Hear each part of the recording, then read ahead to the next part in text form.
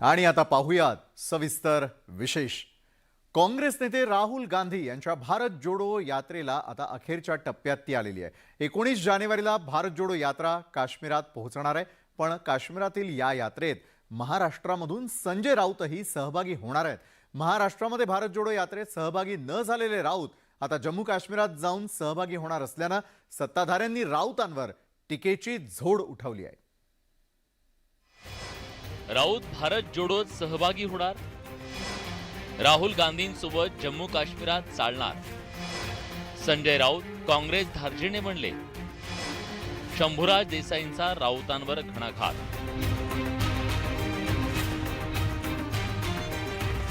शिवसेना उद्धव बाळासाहेब ठाकरे पक्षाचे खासदार संजय राऊत पुन्हा एकदा राहुल गांधींसोबत दिसणार आहेत। राऊत येत्या 20 जानेवारी रोजी जम्मू काश्मीरात भारत जोडो यात्रेत सहभागी होणार आहेत। खरं तर राहुल गांधींची भारत जोडो यात्रा महाराष्ट्रात असताना राऊत भारत जोडो यात्रेत सहभागी होणार असल्याची चर्चा होती, पण शिवसेनेच्या वतीनं आदित्य ठाकरे सहभागी झाले आणि राऊत मागेच राहिले। पण आता महाराष्ट्राची कसर जम्मू काश्मीरात भरून काढण्यासाठी राऊत तयार झाली आहे। माझं राहुल गांधी यांचं तेव्हा बोलणं झालं होतं, मी शेवटच्या टप्प्यात येईन, कारण जम्मू आणि काश्मीर हा या देशासाठी अत्यंत संवेदनशील असा भूभाग आहे आणि शिवसेना प्रमुख बाळासाहेब ठाकरे यांचं एक त्या भूमीशी एक भावनिक नातं आहे जम्मू काश्मीरशी, प्रत्येकाचंच असायला पाहिजे। आणि त्या नात्यानं मी जम्मू काश्मीरच्या भूमीवर शिवसेनेतर्फे उपस्थित राहीन आणि राहुल गांधींबरोबर त्या यात्रेमध्ये सहभागी होईल। संजय राऊतांनी भारत जोडो यात्रेत सहभागी होण्याची घोषणा केल्यानंतर आता सत्ताधाऱ्यांनी पुन्हा एकदा राऊतांवर घणाघात केलाय। राऊतांची भूमिका ही बाळासाहेबांच्या विचारांशी प्रतारणा असल्याचा आरोप बाळासाहेबांच्या शिवसेनेने केलाय। ज्या काँग्रेसला मी कधी बरोबर घेणार नाही, ज्या काँग्रेसच्या बरोबर मी कधी जाणार नाही, माझी शिवसेना जाणार नाही, हे वंदनीय शिवसेना प्रमुख जे बोलले होते त्याच्या बरोबर उलटी कृती हे संजय राऊत करतायत। त्यामुळे वंदनीय बाळासाहेब ठाकरे साहेबांच्या विचाराची प्रतारणा कोण करते, वंदनीय बाळासाहेब ठाकरे साहेबांच्या ज्वलंत हिंदुत्वाच्या विचारापासून बाजूला कोण जाते हे संजय राऊतांच्या या कृतीवरून आता सिद्ध झालेलं आहे। एकंदरीतच राहुल गांधींची भारत जोडो यात्रा उत्तर भारतात असली तरी त्यावरून महाराष्ट्राचं राजकारण तापल्याचं पाहायला मिळतंय। त्यामुळे आता राऊत भारत जोडो यात्रेत सहभागी होईपर्यंत नेमके काय आरोप प्रत्यारोप होतात हे पाहणं महत्त्वाचं ठरणार आहे। Bureau report, news 18 Lokmat. झणझणीत मिरची आणि रसदार लिंबामुळे जेवणाची लज्जत वाढते। आता याच लिंबू मिरचीला राजकारणाच्या फोडणीतही चांगलीच मागणी असल्याचं पाहायला मिळतंय। सामनातील जादूटोणा अग्रलेख आणि त्याला शिंदे गटानं दिलेल्या उत्तरानं ठसकेदार ठेचा तयार झालेला आहे। पाहूयात याविषयीचा आमचा हा विशेष रिपोर्ट। जादूटोणा आणि लिंबू मिरची, सामनातल्या अग्रलेखात राजकीय फोडणी। राजकीय फोडणीला शिंदे गटाचं उत्तर, वर्षावर सापडली होती पाटीभर लिंबू मिरची।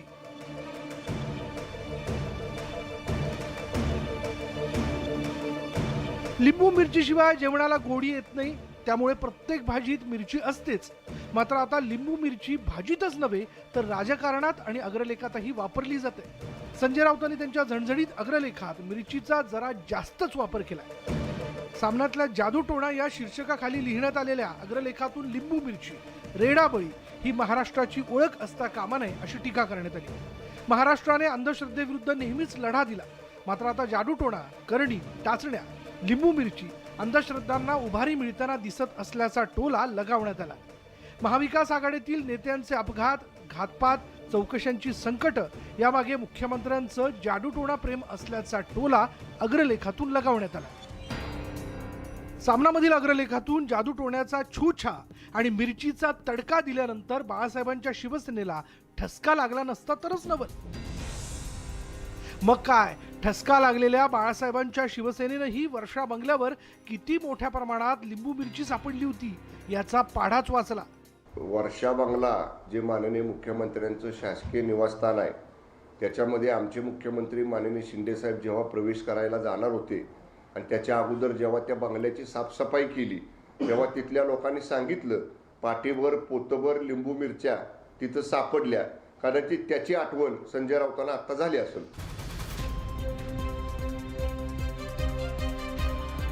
संजय राऊत दररोज सकाळी पत्रकारांसोबत संवाद साधून आणि सामनाच्या अग्रलेखातून राजकीय मिरचीचा तडका देत असतात.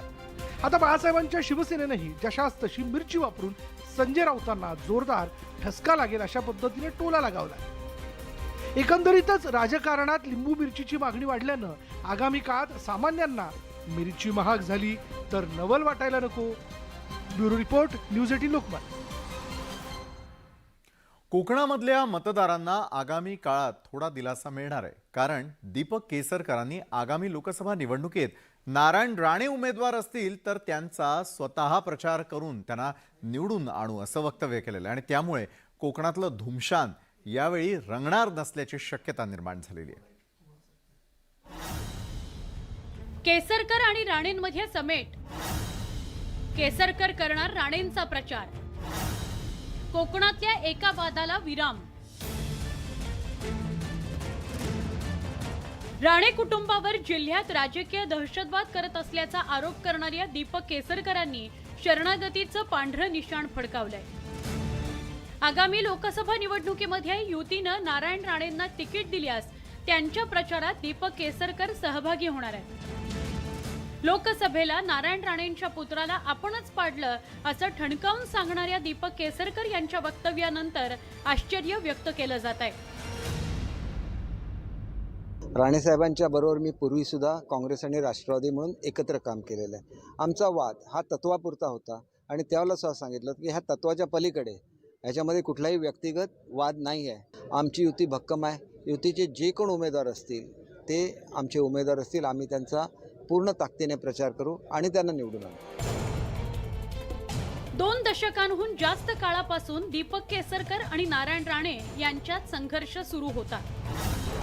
सावंतवाडी नगरपालिकेत नगराध्यक्ष पदावर असल्यापासून दीपक केसरकर आणि नारायण राणे यांच्यात वाद होत होते. 2009 मध्ये दीपक केसरकर राष्ट्रवादी काँग्रेसचे उमेदवार होते. त्यावेळी शरद पवार यांनी नारायण राणे आणि दीपक केसरकर यांच्यात समेट घडवून आणला. त्यामुळे दीपक केसरकर 2009 मध्ये सावंतवाडी मतदारसंघात आमदार म्हणून निवडून आले.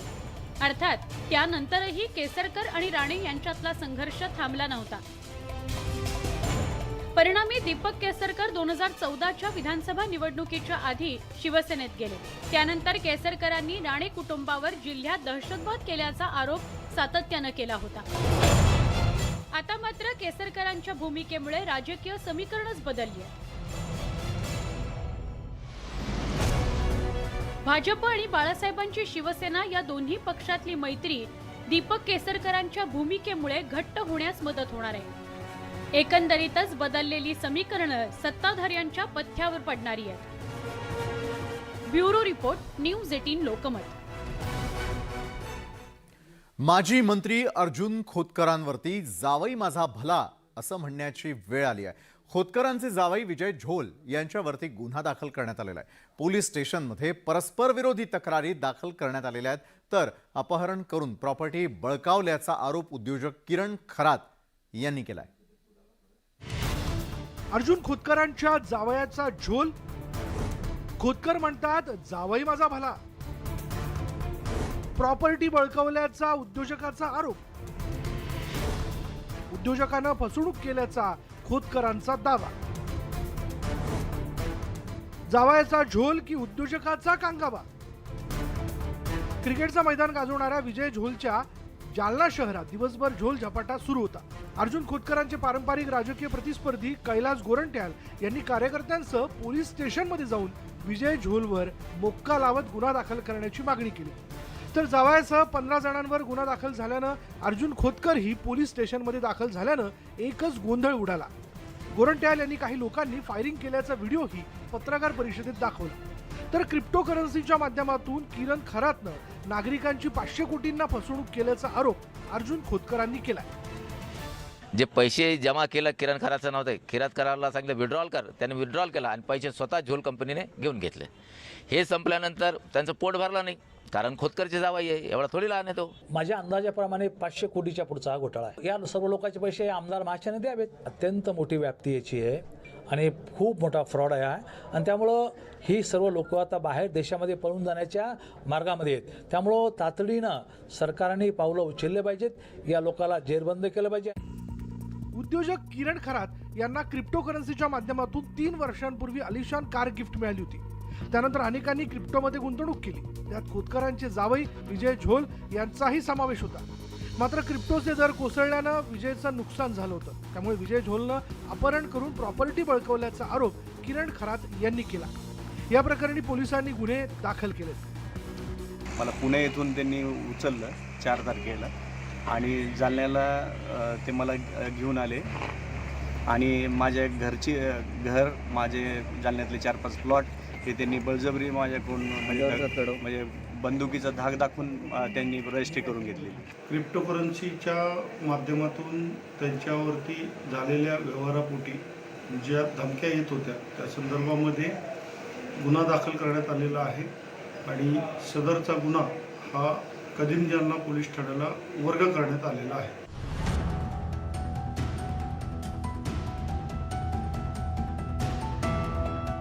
जालन्यात मागील 2 दिवसांपासून हे प्रकरण चांगलंच तापतंय. त्यातच आता या प्रकरणाला राजकीय वळण लागलंय. परिणामी आता पोलिसांनी तपास करून यात काही झोल आहे की नाही हे जगासमोर आणण्याची गरज निर्माण झाली आहे. Ravi Jaiswal, news 18 Lokmat, Jalna. Underworld don Chhota Rajan हा तिहार तुरुंगात असला तरी देखील मालाडमध्ये मात्र छोटा राजनच्या नावानं थेट पावती पुस्तक छापून वर्गणीच्या नावानं खंडणी वसुली झाल्याचा प्रकार उघड झालेला आहे आणि ज्यानंतर पोलिसांनी 5 जणांना अटक केलेली आहे.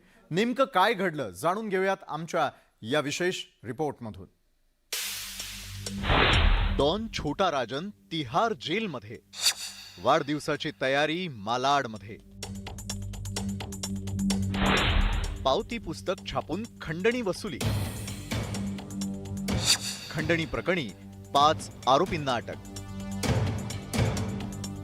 अंडरवर्ल्ड डॉन छोटा राजन तिहार तुरुंगात कैद आहे, पण इकडे मालाडमध्ये मात्र छोटा राजनच्या वाढदिवसाची जय्यत तयारी केल्याचं समोर आलंय. छोटा राजन याच्या वाढदिवसानिमित्त काही जणांनी बॅनरबाजी करत कबड्डी स्पर्धेचं आयोजन केलं होतं. विशेष म्हणजे या कबड्डी स्पर्धेसाठी थेट लोकांकडून वर्गणी गोळा करण्याचाही प्रकार समोर आलाय. त्यासाठी छापलेल्या पावती पुस्तकावर छोटा राजनचा फोटो वापरून CR असा कोडवर्ड छापण्यात आलेला होता. अंडरवर्ल्ड डॉन छोटा राजनच्या गुंडांनीच बेकायदा पावती पुस्तक छापल्याचं समोर आलं. तसंच त्याद्वारे धमकावून खंडणी वसूल करण्याचं सत्र सुरू केल्याचंही पोलीस तपासात उघड झालंय. एका व्यापाऱ्यानं कुरार पोलिसांकडे तक्रार दिल्यानंतर पोलिसांनी 5 जणांविरोधात खंडणीचा गुन्हा दाखल करत त्यांना अटक केली आहे. ये जो एक्यूज है उनको पूछताछ के दौरान ये एक्सटॉर्शन का मामला सामने आया. उसमें से एक इमिटेशन व्यवसायिक है, उसने एक्सटॉर्शन का कंप्लेंट दिया. वो कंप्लेंट के ऊपर है 5 आरोपी के ऊपर अपन एक एक्सटॉर्शन का केस दर्ज किया और उसमें 5 जन को अरेस्ट किया है. दरम्यान पोलिसांच्या या कारवाईच्या विरोधात आणि छोटा राजनच्या गुंडांच्या बचावासाठी छोटा राजनचा भाऊ दीपक निकाळजे पुढे आलाय. छोटा राजनचा वाढदिवस साजरा करण्यात काहीच चुकीचं नसल्याचं त्यांचं म्हणणं आहे. छोटा राजन का भाई हूँ तो मैं आज से भाई नहीं हूँ, मैं 50 साल से 55 साल से भाई हूँ. अगर ये कुछ हुआ है तो गलत हुआ है. जन्मदिन था, जन्मदिन मनाते, भाई है तो मनाए, बुरा कोई बात नहीं. और कोई किसी को चाहता है और वो उनका जन्मदिन मनाते तो मुझे नहीं लगता कि कोई गलत है. तो हर एक चीज जब ये हो रही है, गलत हो रही है, सही हो रही है, वो मालूम पड़ेगा. छोटा राजनच्या वाढदिवसानिमित्त कबड्डी स्पर्धेचं आयोजन केल्याची आणि त्यानिमित्त बॅनर लागल्याची माहिती पोलिसांना 4 दिवसांपूर्वी मिळाली होती. त्यानंतर पोलिसांनी घटनास्थळी जाऊन सर्व बॅनर जप्त केले. तसंच एका गुन्हेगाराचे फोटो सार्वजनिक ठिकाणी झळकावल्याबद्दल पोलिसांनी 5 जणांविरोधात गुन्हाही नोंदवलाय. या प्रकरणातील आरोपींना पोलिसांनी अटक केल्यानंतर तरी आता गुन्हेगारांचं उदात्तीकरण थांबेल अशी अपेक्षा आहे. Bureau report, news 18 Lokmat. पुणेकरांना गंडा घालण्यासाठी राजस्थानमधील गावागावात सेक्सटॉर्शनच्या फॅक्टरी सुरू असल्याची धक्कादायक बाब समोर आली आहे. सेक्स्टॉर्शनच्या रॅकेटमध्ये गुंतलेलं आणखी एक गाव पुणे पोलिसांनी शोधून काढलंय. एका तरुणाच्या आत्महत्येला कारणीभूत ठरलेल्या आरोपी शाहबाज खानला थेट त्याच्या सुकेती या गावातून अटक करण्यात आलेली आहे. हजारो पुणेकर सेक्स्टॉर्शनच्या जाळ्यात. राजस्थानचं सुकेती गाव सेक्स्टॉर्शनच्या धंद्यात. सेक्स्टॉर्शनवाल्या सुकेती गावात न्यूज 18 लोकमत. गेल्या 6 महिन्यात जवळपास 1,500 पुणेकर सेक्स्टॉर्शनचे बळी ठरले आहेत. न्यूड व्हिडिओ व्हायरल होऊ नये यासाठी शेकडो जणांनी खंडणी देऊन आपली सुटका करून घेतली. पण पुण्यातला एक तरुण दुर्दैवी ठरला. 4,500 खंडणीच्या तगाद्याला कंटाळून पुण्यातल्या एका तरुणानं आत्महत्या केली. या प्रकरणाचा तपास पुणे पोलिसांना राजस्थानच्या सुकेती गावात घेऊन गेला. सुकेती गावात पुण्याच्या पोलीस पथकावर हल्ला झाला, पण पोलिसांनी राजस्थान पोलिसांच्या मदतीनं आरोपी शहबाज खानला जेरबंद केलं. या आपल्या केसमध्ये या मुलाकडून 4,500 रुपये उकळण्यात आलेले होते, अशी त्यांची ती मोडस आहे.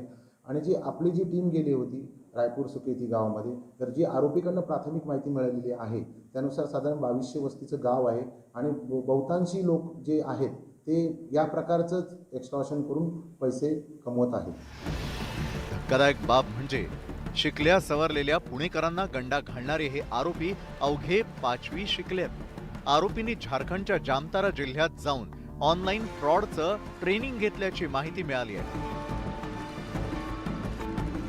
आरोपीच्या याच्यातून आम्हाला असं कळलं की त्यांनी जामतारासारख्या ठिकाणाहून ट्रेनिंग घेत आहेत. ते अशिक्षित असून ते ठराविक मुद्द्यावरच ट्रेनिंग घेणे आणि त्याच्या अनुषंगाने पुन्हा सेक्स रॅकेट किंवा सेक्स्टॉर्शनचा प्रकार चालवणं असे ते करतात.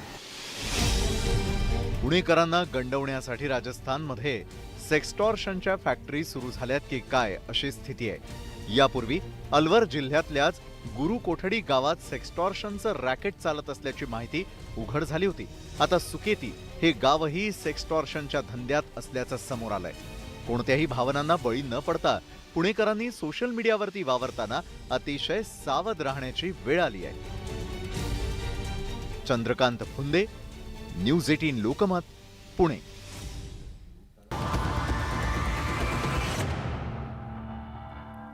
आणि आता पाहूयात सविस्तर विशेष. शिवसेना कुणाची आणि धनुष्यबाण कुणाला यावर केंद्रीय निवडणूक आयोगासमोर जोरदार युक्तिवाद झाला. ठाकरेंची शिवसेना हीच खरी शिवसेना असल्याचा दावा कपिल सिब्बल यांनी केला, तर शिंदेंच्या पक्षाकडे बहुमत असल्याचा दावा वकील महेश जेठमलानी यांनी केलाय.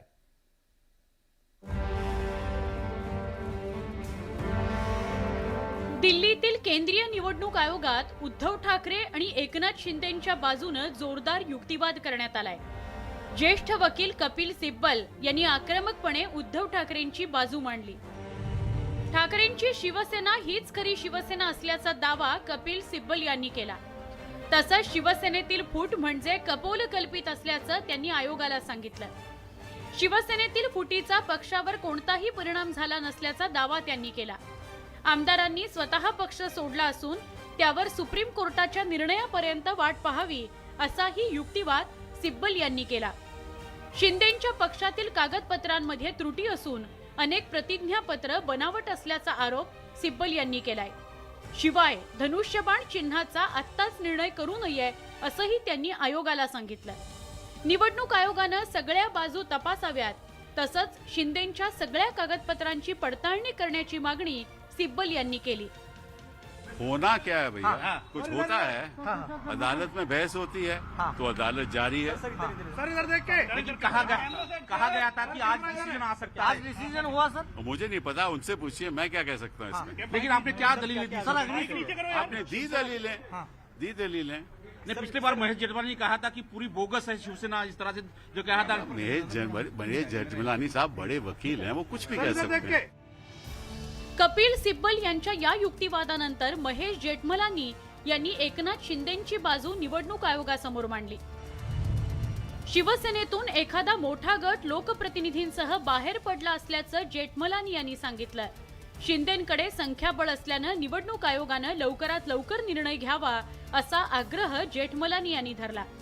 आमदार खासदारांचं बहुमत शिंदेंकडे असून शिंदे पक्षाच्या कागदपत्रांमध्ये त्रुटी नसल्याचा दावा जेठमलानी यांनी केला. सोबतच धनुष्यबाण चिन्हासाठी बहुमत गरजेचं असल्याचा युक्तिवाद त्यांनी केला.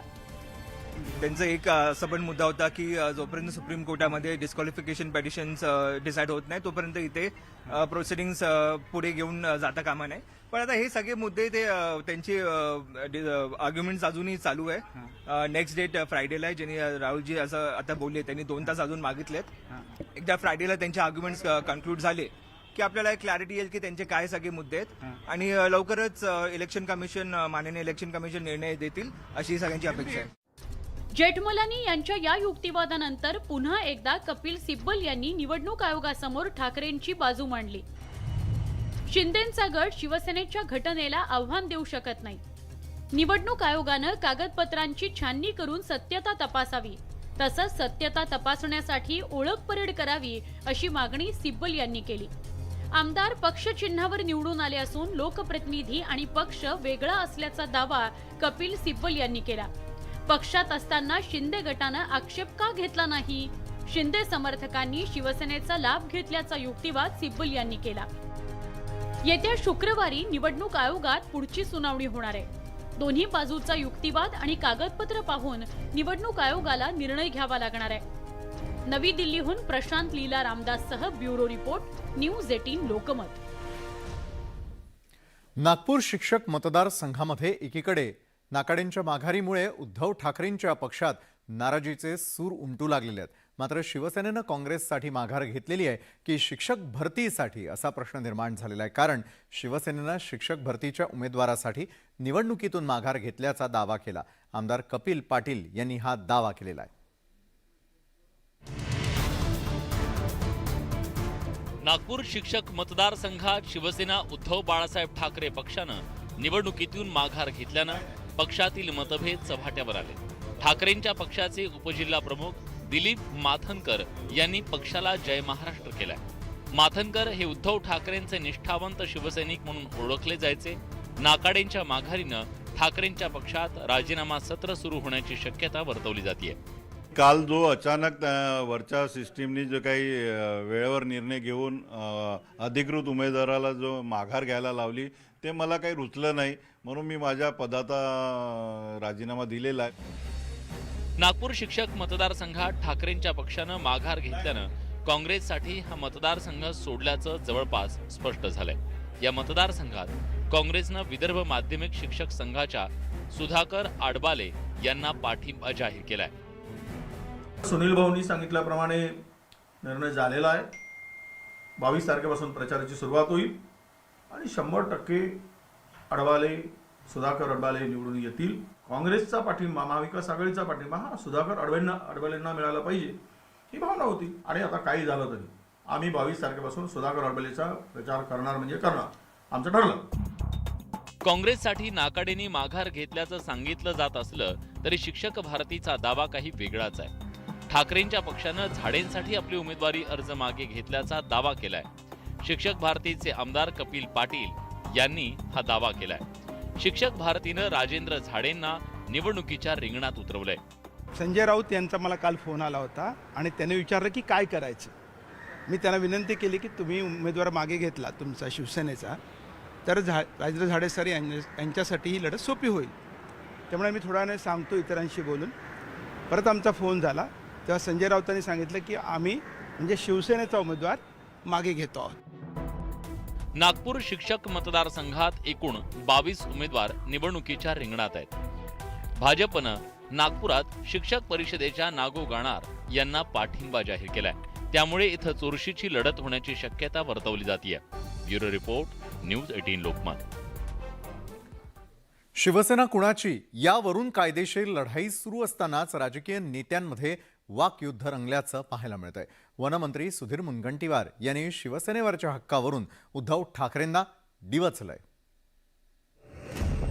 जमलेल्या माझ्या तमाम हिंदू बांधवांनो, भगिनींनो, मातांनो, ही शिवसेना एकट्या दुकट्याची नाहीये. तुम्हाला शिवसेना कुठेही कुणाच्याही दावणीला बांधता येणार नाही. शिवसेनेतील बंडानंतर शिवसेना कुणाची यावरून संघर्ष पेटलाय. खरी शिवसेना आपलीच असल्याचा दावा उद्धव ठाकरे आणि मुख्यमंत्री एकनाथ शिंदे या दोघांकडून केला जातोय. आपल्या वडिलांनी शिवसेनेची स्थापना केलेली असून शिवसेना आपलीच असल्याचं उद्धव ठाकरेंनी वारंवार सांगितलंय. की ही शिवसेना एकट्या दुकट्याची नाहीये. ही शिवसेना तुमच्या मर्द आणि एकनिष्ठ शिवसैनिकांची आहे. जोपर्यंत तुम्ही माझ्या सोबत आहात तोपर्यंत मी शिवसेना पक्षप्रमुख आहे आणि तुम्ही ठरवणार आहात मी पक्षप्रमुख पदी राहायचं की नाही राहायचं. तुम्ही जेव्हा सांगाल एक जरी निष्ठावंत शिवसैनिक उठून बोलेल गेट आउट, मी असाच पायऱ्या उतरून निघून जाईन घरी. पण हे तुमच्यापैकी एकाने सांगायला पाहिजे, गद्दाराने नाही. तर शिवसेना ही शिवसैनिकांची असल्याचा प्रतिवाद मुख्यमंत्री एकनाथ शिंदेंकडून करण्यात येतोय. आपणच खरे शिवसेना प्रमुखांचे राजकीय वारसदार असल्यामुळे खरी शिवसेना आपलीच असल्याचा दावा शिंदेंकडून केला जातोय. बाळासाहेबांचे खरे वारसदार, विचारांचे वारसदार हे सगळा जनसमुदाय शिवसैनिक आहे हे कुणालाही सांगण्याची आवश्यकता नाही. वारसा हा विचारांचा असतो, तो खरा जपायचा असतो. आम्ही मात्र बाळासाहेबांच्या विचाराचा वारसा जीवापाड जपलाय. शिवसेना पक्षावरील वर्चस्वावरून उद्धव ठाकरे आणि मुख्यमंत्री एकनाथ शिंदेंमध्ये कायदेशीर लढाई सुरू आहे. निवडणूक आयोगापासून ते सर्वोच्च न्यायालयापर्यंत हा लढा सुरू आहे. मंगळवारी निवडणूक आयोगातील सुनावणीच्या पार्श्वभूमीवर चांगलंच राजकारण तापलं. शिवसेना कुणाची यावरून भाजपनं उद्धव ठाकरेंवर निशाणा साधलाय. काय बाळासाहेबांना बाकी मुलं नाहीये का? त्यांना सुना नातू इतर नाही आहेत का? मग असा वारसा मला वाटतं की एकट्याचा नाही, हा वारसा इतर भावांचा आहे. कुटुंब मोठं आहे त्यांचं. शिवसेना कुणाची यावरून भाजपनं उद्धव ठाकरेंना डिवचलंय. ठाकरे कुटुंबातील इतर सदस्यांना शिवसेनेमध्ये प्रतिनिधित्व का नाही असा सवाल सुधीर मुनगंटीवार यांनी उपस्थित केलाय. त्याला खासदार अरविंद सावंतांनी हे प्रत्युत्तर दिलंय. विचारधारेमध्ये शिवसेना प्रमुखांच्या विचारधारेतला सगळ्यात पहिला महत्वाचा कुठला जर मर्म त्याचा असेल तर ती निष्ठा आहे. ती निष्ठा ज्यांनी सोडली त्यांचा बाकीच्या बोलण्याचा काय अधिकार आहे? नैतिकताचं अधिष्ठानच तुम्हाला नाही. शिवसेनेवरील वर्चस्वाचा वाद निवडणूक आयोगासमोर आहे. आता निवडणूक आयोगाच्या निर्णयाकडे राज्याचं लक्ष लागून राहिलेलं आहे. तसंच त्यावरून राजकीय दावे प्रतिदाव्यांचा सामना रंगल्याचं पाहायला मिळत आहे. Bureau report, news 18 Lokmat. Nashik पदवीधर मतदारसंघाच्या निवडणुकीत महाविकास आघाडीमध्ये गोंधळाची परिस्थिती पाहायला मिळते. सत्यजित तांबेंच्या बंडखोरीमुळे काँग्रेसची कोंडी झाली आहे. तर या मतदारसंघामध्ये शिवसेनेचा आपल्याला पाठिंबा असल्याचा दावा अपक्ष उमेदवार शुभांगी पाटील यांनी केलेला आहे. आणि त्यामुळे महाविकास आघाडीच्या उमेदवारीविषयी अद्यापही चित्र स्पष्ट झालेलं नाही. नाशिक पदवीधरसाठी मान्य पक्षप्रमुख उद्धवजी ठाकरे साहेब, काँग्रेसचे प्रदेशाध्यक्ष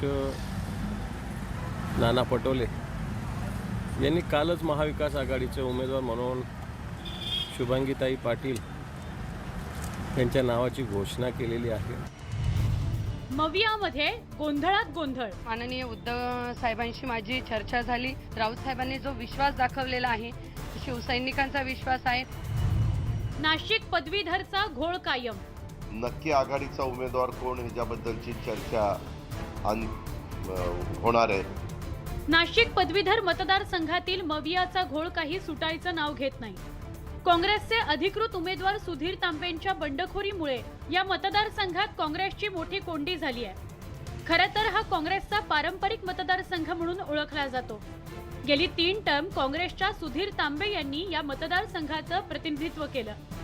चौथ्यांदा पक्षानं त्यांनाच उमेदवारी दिली होती.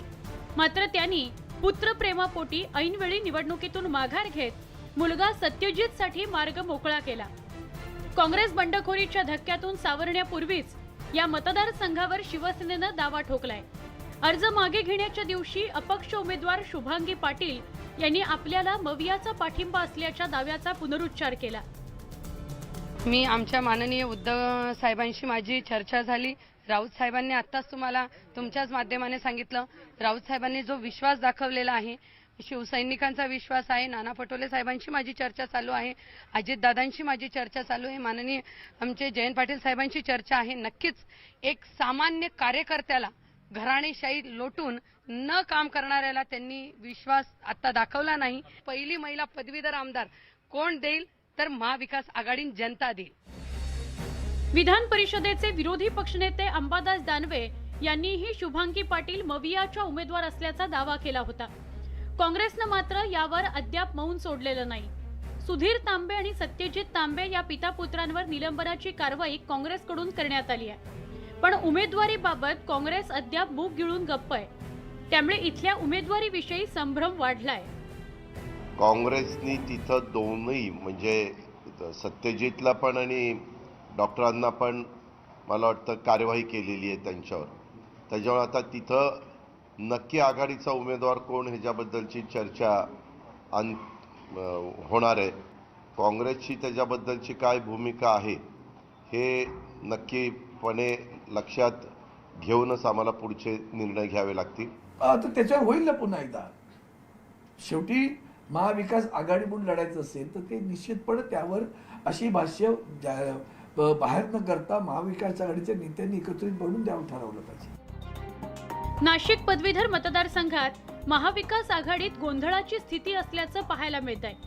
या पार्श्वभूमीवर बुधवारी मवियाच्या नेत्यांची उमेदवारी विषयी चर्चा होणार आहे. त्यामध्ये नाशिकच्या जागेचा घोळ सुटण्याची शक्यता वर्तवली जाते.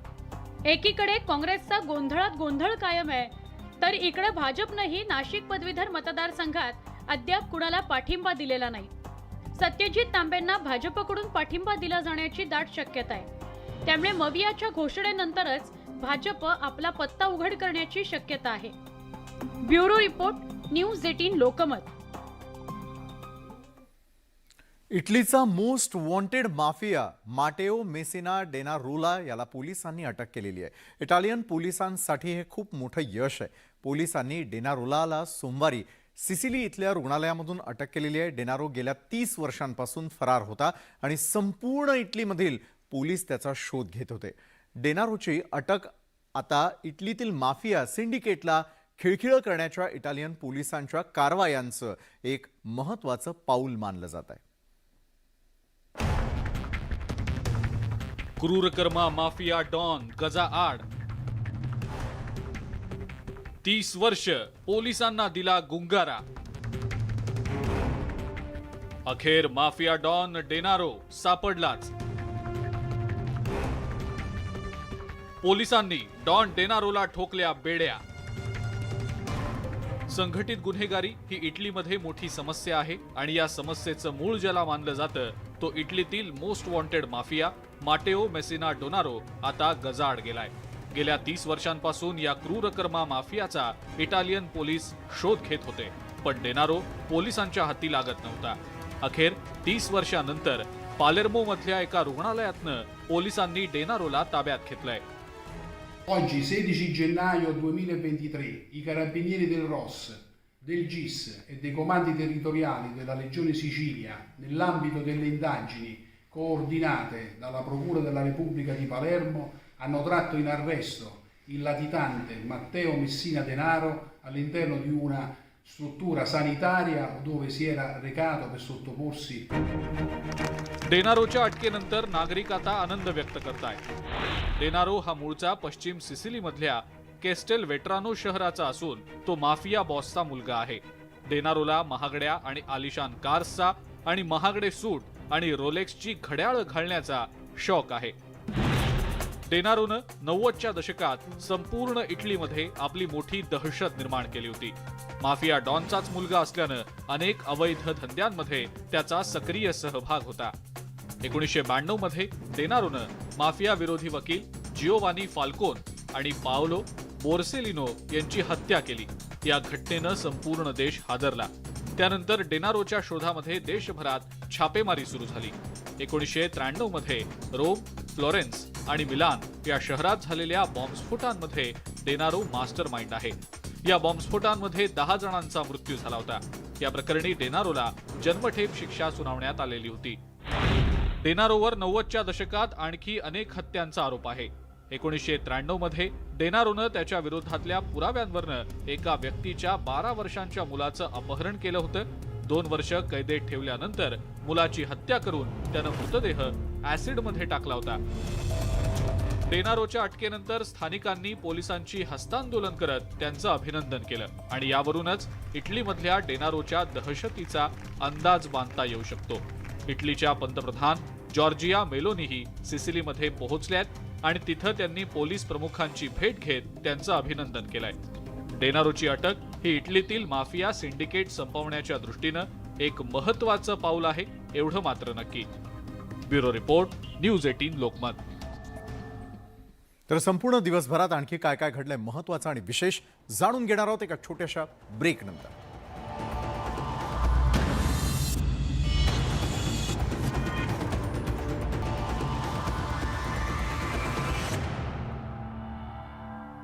ब्रेक नंतर आपल्या सगळ्यांचं पुन्हा एकदा स्वागत.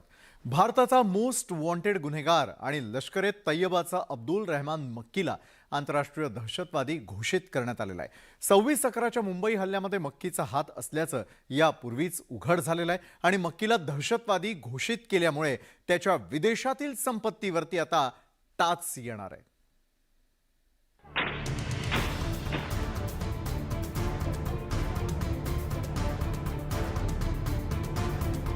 मुंबई दहशतवादी हल्ल्याचा मुख्य सूत्रधार अब्दुल रहमान मक्कीवर संयुक्त राष्ट्र संघानं कारवाईचा बडगा उगारलाय. मक्कीला आंतरराष्ट्रीय दहशतवादी घोषित करण्यात आलेला आहे. त्यामुळे पुन्हा एकदा पाकिस्तानची जगभरात नाचक्की झाली आहे. अब्दुल रहमान मक्की हा कुख्यात दहशतवादी संघटना लष्कर-ए तय्यबाचा म्होरक्या आहे. पाकिस्तानात बसून तो लष्कर-ए तय्यबाची सूत्र हलवतोय. भारतात दहशतवादी कारवाया करण्यासाठी ISI कडून लष्कर-ए तय्यबाचा वापर केला जातोय. त्यामुळे मक्की पूर्वीपासूनच भारताच्या टार्गेटवर आहे. मक्कीला दहशतवादी घोषित करावं म्हणून भारतानं संयुक्त राष्ट्र संघाच्या सुरक्षा परिषदेला साकडं घातलं होतं. त्यावेळी मात्र चीननं भारताच्या प्रस्तावाला खोडा घातला होता. पण अखेर संयुक्त राष्ट्र संघाच्या सुरक्षा परिषदेनं मक्कीला दहशतवादी घोषित केलाय. यूनाइटेड नेशंस ने अब्दुल रहमान मक्की को एक आतंकवादी घोषित किया है. ये भारतीय कूटनीति की जीत है. ये इसमें इस जीत के बारे में ये बहुत ही अहम जीत है क्योंकि चाइना जैसे देश ने इसका विरोध किया था. तो ये बात 7 महीने चली और अब हम सक्सेसफुल रहे. मक्कीला आंतरराष्ट्रीय दहशतवादी घोषित केल्यामुळे जगभरातील त्याची संपत्ती गोठवण्याचा मार्ग मोकळा झालाय. अब्दुल रहमान मक्की आणि हाफिज सईद हे नातेवाईक आहेत. हाफिज सईद हा दहशतवादी संघटना जमात उद दावाचा म्होरक्या आहे. 26/11च्या मुंबई हल्ल्याचा कट हाफिज सईदनं आखलेला होता. त्याला मक्कीनं मदत केली होती. आता संयुक्त राष्ट्रानं आंतरराष्ट्रीय दहशतवादी घोषित केल्यामुळे मक्कीच्या कारवायांवरती लगाम लागण्यास मदत होणार आहे. Bureau report, news 18 Lokmat. तर या होत्या आज संपूर्ण दिवसभरामध्ये आतापर्यंत घडलेल्या अतिशय महत्त्वाच्या आणि विशेष घडामोडी. तर आजच्या न्यूज 18 लोकमत विशेषमध्ये वेळ झाली इथं थांबण्याची. ताज्या घडामोडींसाठी पाहायला विसरू नका न्यूज 18 लोकमत.